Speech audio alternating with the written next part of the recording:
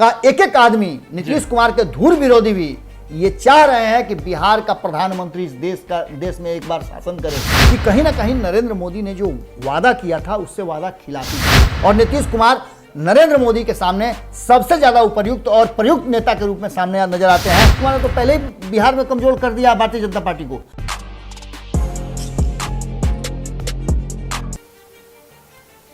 नमस्कार, बिहार के digital media का जनक भारत लाइव देख रहे हैं आप। भारत लाइव में रातों रात देख रहे हैं। रातों रात यानी कि ऐसा शो जहां आपको हम हमेशा से ऐसी ही खबरें देते आ रहे हैं।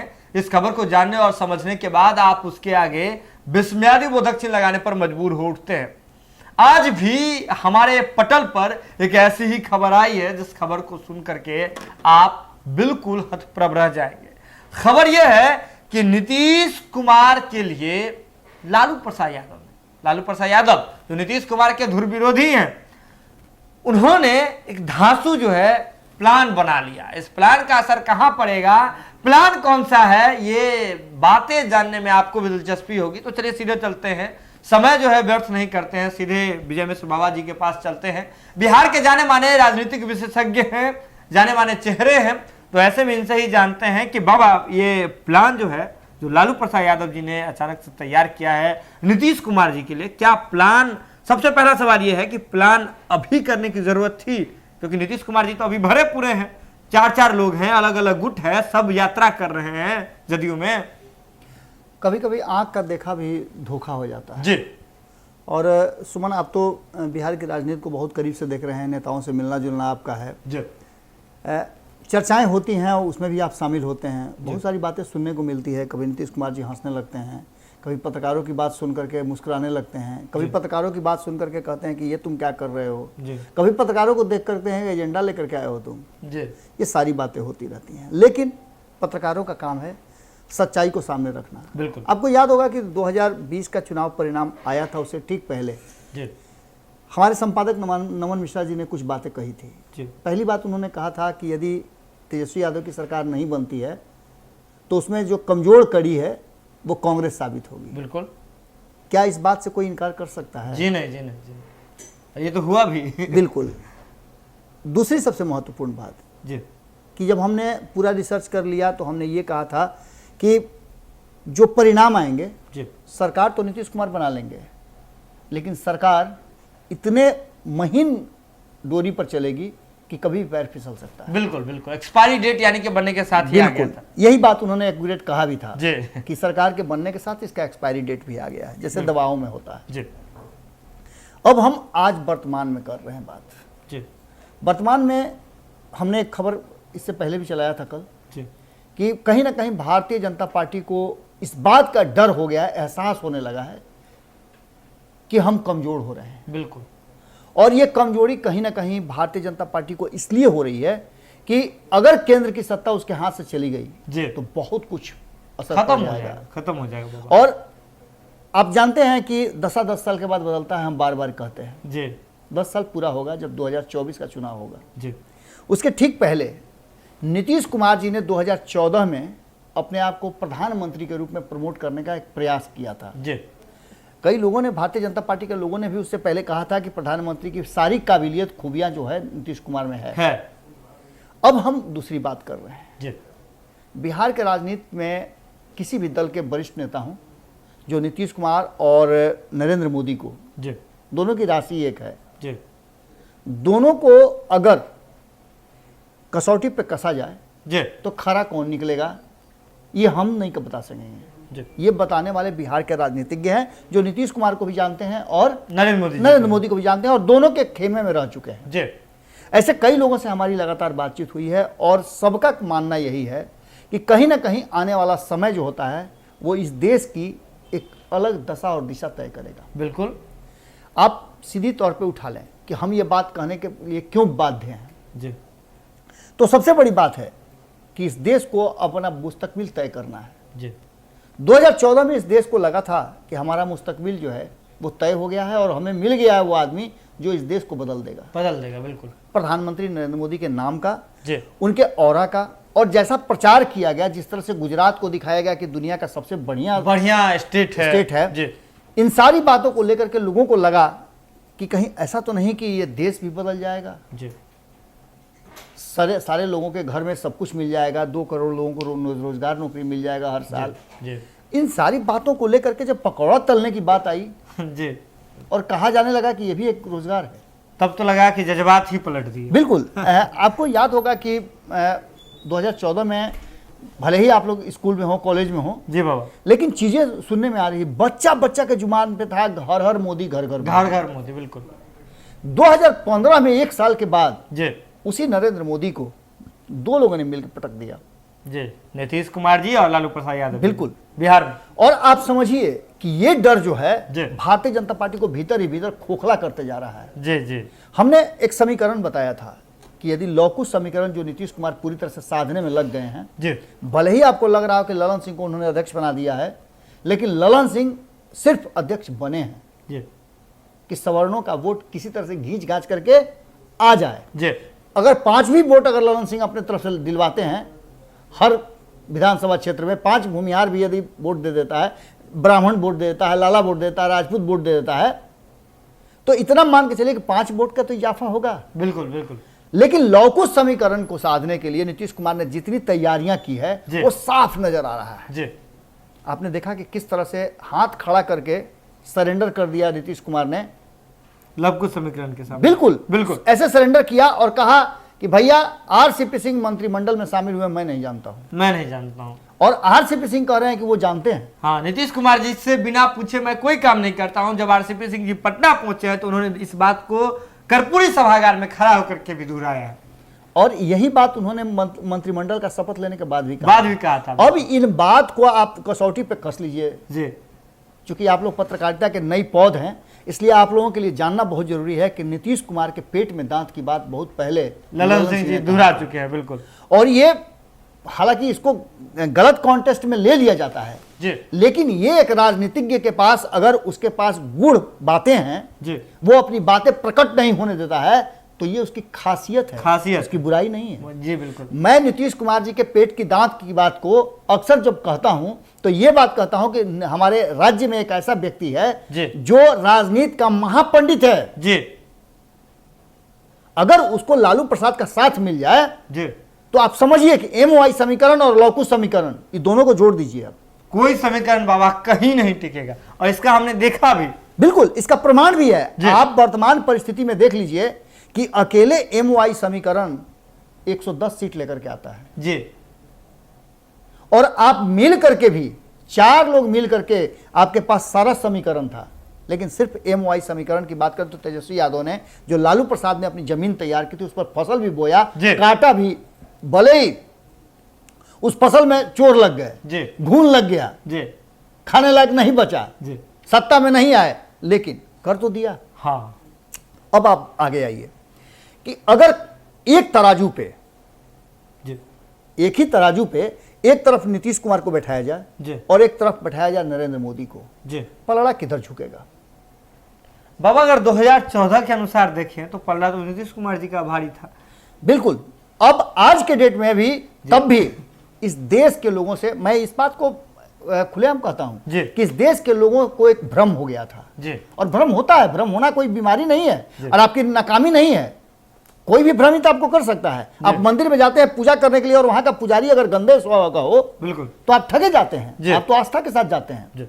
ऐसे कई पुजारियों का आपने देखा होगा कि निकला है। समय समय पर आते रहते हैं। नरेंद्र मोदी के नाम को जिस तरह से सामने रख करके ये सारी चीजें की गई, जी, उसने साफ स्पष्ट कर दिया कि कहीं ना कहीं नरेंद्र मोदी ने जो वादा किया था उससे वादा खिलाफी किया। हाँ बिल्कुल, आप देखें और आज का वादा हुआ, बिल्कुल, आप 5 किलो अनाज बिल्कुल के लिए घूम रहे हैं। अब इन सारी बातों को लेकर के हवाई घोषणाएं इस देश के लोगों को स्वीकार नहीं है। जी, आप वैक्सीन पे अपनी तस्वीर लगाते हैं, जी, आपने बनाया वैक्सीन? जी, नहीं बनाया है। न बनाने के लिए आपने पैसा दिया है, न अपना घर द्वार आपने बेचा है। जी, बात अगर की जाए तो इन बातों को लेकर के हो सकता है भारतीय जनता पार्टी के लोगों को बहुत बड़ी मिर्ची लगे। जी बाबा, एक और बड़ी बात है, जो भी अभी योजनाएं केंद्र सरकार चला रही है, बिल्कुल, उस पर कई ऐसी चीजें हैं जो भाजपा के कार्यालय में देखी जा रही है। जैसे अभी प्रधानमंत्री जन गरीब कल्याण योजना जो चल रही है, ऐसे में ये बात देखी जा रही है कि बीजेपी उस योजना को लेकर के ब्रांडिंग कर रही है, बीजेपी अपना सिंबल लगा करके, ऐसा लगता है कि ये राष्ट्रीय कोष से नहीं बल्कि बीजेपी के कोष से इस तरह की योजना चलाई जा रही है। सुमन, एक बात समझ लीजिए आप जी कि भारतीय जनता पार्टी कोई योजना नहीं चला रही है जी वो बिहार में सर्जिकल स्ट्राइक चला रही है। मैं उसी बात को लेकर के सामने आया हूं। जी जी बिल्कुल, मैं वही बात कह रहा हूं जी। कि नीतीश कुमार का 7 निश्चय योजना है। कल एक पत्रकार ने जब सवाल खड़ा किया जी तो आरसीपी सिंह ने पूछा कि आपको पता है 7 निश्चय योजना क्या क्या है? है? बिल्कुल। आप बताइए 7 निश्चय योजना, आप जानते हैं 7 निश्चय योजना? उस पत्रकार ने जी भले ही ये नहीं बताया कि 7 निश्चय योजना क्या है, लेकिन 7 निश्चय योजना आईने की तरह साफ है। जी महिलाओं पर फोकस है जी, और ये एक नीतीश कुमार का प्लस पॉइंट है। प्लस पॉइंट है। इस पॉइंट पर लालू प्रसाद भी फेल कर जाते हैं, उनका एमओआई समीकरण भी ध्वस्त हो जाता है। जी। क्योंकि आधी आबादी जब आपके साथ हो तो किसी की जरूरत आपको नहीं है। और यही वो कारण है कि नीतीश कुमार हर बार 2005 से लेकर के 2005 की बात छोड़ दीजिए ना आप, जी 1990 से जब राजनीति में, सक्रिय राजनीति में, चुनावी राजनीति में जब प्रवेश करते हैं ये पूरी टीम जी जो जेपी आंदोलन से निकली थी, जी, और उस समय से लेकर के अब तक नीतीश कुमार की नीतियां कभी फेल नहीं हुई है। बिल्कुल बिल्कुल बिल्कुल। आप लालू प्रसाद को मुख्यमंत्री बनाना हो, जी। नेता प्रतिपक्ष बनाना हो, जी। हर योजना में कहीं ना कहीं एक वोट से ही हो, लेकिन नीतीश कुमार ने जीत दिलाई है। जी आज भी 43 सीट पर जीत करके आए। भारतीय जनता पार्टी की हिम्मत नहीं हो रही है कि नीतीश कुमार के सामने एक मुख्यमंत्री का कैंडिडेट खड़ा कर दे। बिल्कुल। आप समझिए कितनी विवश है भारतीय जनता पार्टी, कितना नकारा है भारतीय जनता पार्टी। और भारतीय जनता पार्टी का ये पूरा थिंक टैंक जिसमें कहा जाता है आरएसएस है तो ये है तो वो है, ये विंग है वो विंग है, सब धरा सारा एक व्यक्ति के सामने। आप चाणक्य किसी को भी कह सकते हैं, जी। लेकिन चाणक्य की धरती तो बिहार है। बिहार है। आप 2014 में आए थे, तब भी एक बिहारी आपके साथ जुड़ा हुआ था, प्रशांत किशोर जी। आप आज भी अगर सत्ता में काबिज हैं तो एक बिहारी आपके साथ था। उस समय दोनों बिहारी आपसे अलग हो गए थे 2014 में जिताने के बाद। और जब बिहारी आपके साथ नहीं रहा था तो कहां गए थे आप? सत्ता से बेदखल हो गए थे। बिल्कुल। जब 2017 में फिर एक बिहारी ने आपको साथ दिया तो आप सत्ता में आए। आज बिहार का एक एक आदमी, नीतीश कुमार के धूर विरोधी भी ये चाह रहे हैं कि बिहार का प्रधानमंत्री इस देश में एक बार शासन करे। बिल्कुल बिल्कुल। और उसके लिए विकल्प के रूप में नीतीश कुमार से बेहतर विकल्प कोई हो ही नहीं सकता। हो ही नहीं सकता जी। दूसरी तरफ हम बार बार क्यों कह रहे हैं कि कहीं ना कहीं एक बड़ी रणनीति चल रही है और भारतीय जनता पार्टी को यह समझ में आ चुका है जी कि आज नहीं तो कल ये 2022 के विधानसभा चुनाव होंगे 5 राज्यों में, उससे पहले बिहार सहित इस देश में एक बड़ा बदलाव होने जा रहा है। बिल्कुल। आज भी अगर भारतीय जनता पार्टी को खुद को केंद्र और अन्य राज्यों में सत्ता में रखना है जी तो एक बड़ा फैसला लेना होगा। और शायद मेरी बात बहुत ज्यादा बड़ी हो जाए कि नीतीश कुमार के हाथ में इस देश का कमान देना होगा। जी। नरेंद्र मोदी को इस्तीफा देकर के और नीतीश कुमार को प्रधानमंत्री की कुर्सी पर बैठाना होगा, तभी जाकर के 2024 बचेगा, नहीं तो नहीं बचेगा। जी। क्योंकि यह समीकरण गढ़ा जा चुका है और नीतीश कुमार ने भीतर भीतर अपनी तैयारी कर दी है। जी। नीतीश कुमार को कठपुतली मत समझिएगा, क्योंकि कठपुतली किसी के इशारे से चलती है और नीतीश कुमार अपने इशारे पे चलाने वालों में से कहे जाते हैं। आज भी न तो अध्यक्ष और न ही पार्टी का सबसे कदावर नेता हो वो ये कहता हो कि नीतीश कुमार हमारे नेता नहीं है। जी।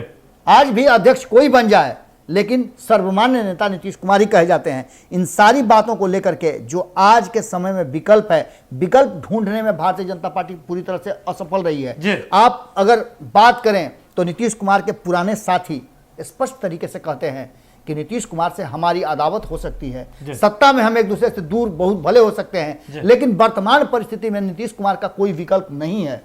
और प्रधानमंत्री के रूप में यदि नीतीश कुमार को सर्वमान्य नेता के रूप में अगर पूरा विपक्ष मिलकर के जो G23 है ये घोषित करता है, जिसकी वो लगभग फाइनल किया जा चुका है, तो ऐसा छवि वाला नेता जो बेदाग हो, 15 साल शासन करने के बाद उस पर एक भी दाग नहीं लगा हो, ऐसा नेता खोजने से ढूंढने से भी नहीं मिलेगा। बिल्कुल।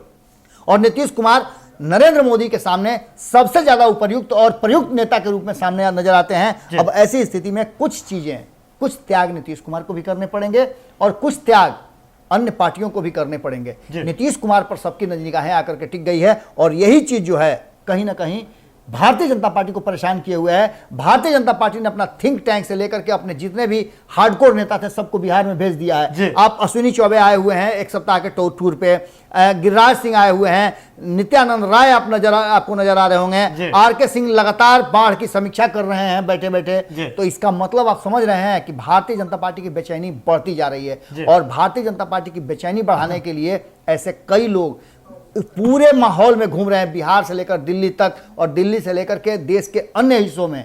चाहे वो ममता बनर्जी की बात कर लें, चाहे आप मुलायम सिंह की बात कर लें, चाहे आप बात कर लें शरद यादव की, शरद पवार की, ये सारे लोग, कांग्रेस तो पूरी तरह से थाल लेकर के सजा करके नीतीश कुमार के लिए बैठी हुई है कि आइए नीतीश कुमार जी। नीतीश कुमार ने क्यों नहीं, कांग्रेस के कई लोग आने के लिए तैयार हैं उनके साथ, क्यों नहीं लेके आ रहे हैं? क्योंकि योजना छोटी नहीं है, बड़ी योजना है और इस बड़ी योजना में कहीं ना कहीं ये भनक लग गया है भारतीय जनता पार्टी को। और यही कारण है इस पूरे प्लान में जो लालू प्रसाद हैं उसने फिट कर दिया है, पूरा गोटी अपने अपने जगह पर रख दिया है कि कैसे राजा को चित करना है। तो बाबा एक और बड़ी बात है कि इसी कालखंड में हम ये भी देख रहे हैं कि बीजेपी और जो जदयू है, माफ कीजिएगा, बीजेपी और जदयू जो है स्पष्ट तौर पर सीधे जमीनी लड़ाई बिहार में लड़ रही है। एक और जहां बीजेपी के केंद्रीय नेतृत्व के लोग जो हैं, जैसे अश्विनी चौबे की बात कर लीजिए, नित्यानंद राय की बात कर लीजिए, तमाम लोग बिहार यात्रा पर निकले हुए हैं। वहीं जदयू के भी लोग जो हैं बिहार यात्रा पर लगातार निकले हुए हैं। उपेंद्र कुशवाहा हों, जो केंद्रीय मंत्री आर.सी.पी. सिंह आए हैं वो भी यात्रा पर निकल रहे हैं, जदयू के प्रदेश अध्यक्ष भी यात्रा पर निकल रहे हैं। तो यात्रा को लेकर के बिहार में सभी अपना अपना जमीन तलाशने में लगे हुए हैं और ऐसे में जिस आप योजना की बात कर रहे हैं वो कहीं ना कहीं आने वाले समय में एक बड़ी जो है कारगर होकर के एक बड़े रूप में जो है उभर सकती है, जो आपको बता दें राष्ट्रीय स्तर पर, राष्ट्रीय पटल पर। तो कहीं ना कहीं बाबा ने एक बड़ी बात बताई है कि लालू प्रसाद यादव को लेकर आपने बड़ा ही महत्वपूर्ण बात कहा है सुमन। आपने जो बातें कही है कि जमीन पे उतर करके जो नीतीश कुमार कर रहे हैं ये किसी को समझ में नहीं आ रहा है। लोग तो यही समझ रहे हैं कि सामान्य तरीके से पार्टी के अंदर में विद्रोह चल रहा है, हर किसी को अलग अलग भेज करके नीतीश कुमार अपने पार्टी को शांत रखना चाहते हैं, माने पावर सबको डिस्ट्रीब्यूट करके दिखाना चाहते हैं कि आपको भी पावर में, आप भी पावर, आप भी पावर में। लेकिन इसके पीछे की रणनीति और राजनीति वही समझ सकता है जो नीतीश कुमार को समझता है। बिल्कुल आप समझ लीजिए कि नीतीश कुमार इस तरीके से वो जमीन तलाश कर रहे हैं। नीतीश कुमार ने तो पहले ही बिहार में कमजोर कर दिया भारतीय जनता पार्टी को। आप समझिए कि एलजेपी में बड़ी टूट करके 5 सांसदों को अपने तरफ ले आके आना, आप 16 और 5 जोड़ लीजिए ना, 21 सांसद आज के डेट में नीतीश कुमार के साथ हैं और मात्र 17 सांसद लेकर के, और 21 क्यों, आप कांग्रेस वाला भी एक जोड़ लीजिए तो 22 हो जाते हैं। तो आप 17 लेकर के ना सिर्फ जी रहे हैं। तो ऐसी स्थिति में जब 22-23 सांसद नीतीश कुमार के पास हो तो ऐसी स्थिति में आप समझ सकते हैं कि आज तो बिहार में वो बड़े हो गए हैं। अब उत्तर प्रदेश में अगर बड़े हो जाते हैं तो भारतीय जनता पार्टी कहां रहेगी? और ऐसी स्थिति में आप समझ लीजिए कि एक समझौता बहुत जल्दी होने वाला है। लेकिन इससे साथ साथ एक डर भी है।